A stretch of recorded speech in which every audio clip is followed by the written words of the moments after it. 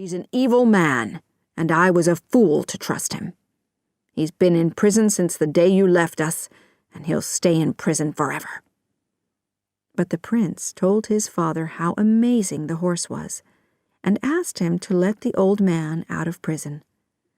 The king finally agreed, but he wouldn't allow the man to marry his daughter. When the wizard was freed and given this news, he was very angry. Although he had gotten his freedom back, he had lost his wonderful horse and his beautiful wife. He regretted giving the king the wooden horse. As the people continued to celebrate, the king and his son returned to the palace to eat, drink, and talk together. Despite the fact that the prince had managed the horse so well, the king was worried, and he tried to advise his son. "I know that you've used this horse well, but you don't know everything about it. There could be hidden dangers. I think it would be a mistake for you to ride it again." While they were sitting and talking in this way, a beautiful slave girl began to play music for them. She sang a song about separated lovers. As the prince listened to its sad words and beautiful music, the fire of love burned in his heart, and he wanted the lovely daughter of the king of Sana'a more than ever. So when his father wasn't looking, he went quietly up to the roof, got on his horse, pressed the up button, and flew up into the night sky.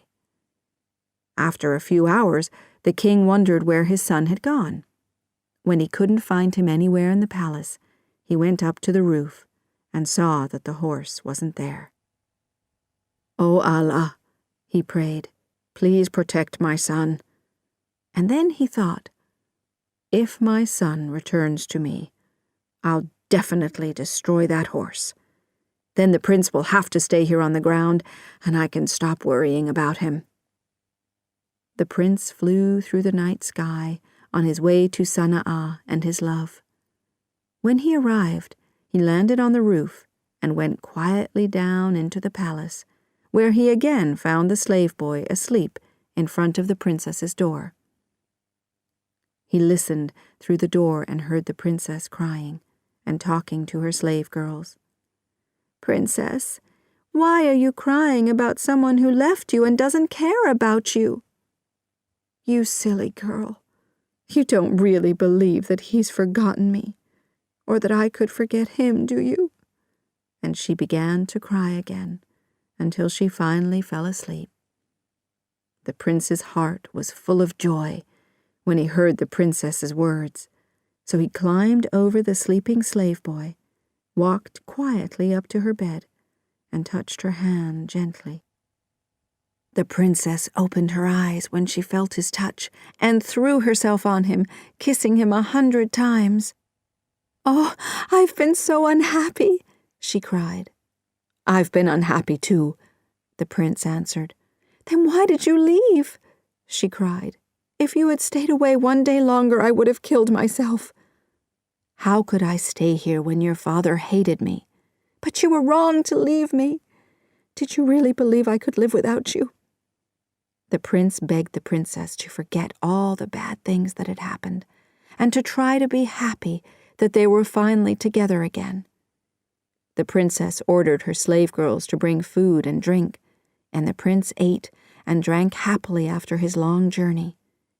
They then talked until the sun rose over the palace walls.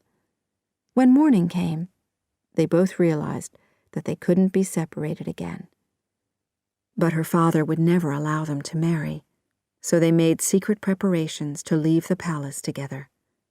The princess put on her finest clothes and jewels, and while her slave girls were sleeping, she quietly left her room and went up to the roof with the prince. He climbed up onto the horse, helped the princess up, and tied her tightly to him with a strong rope. He then turned to his love and asked, "My princess, are you sure you want to leave your home and your family?" She answered, "My love for you is so strong that I can think of nothing else. If I have to choose between you and my family, then you are the only possible choice."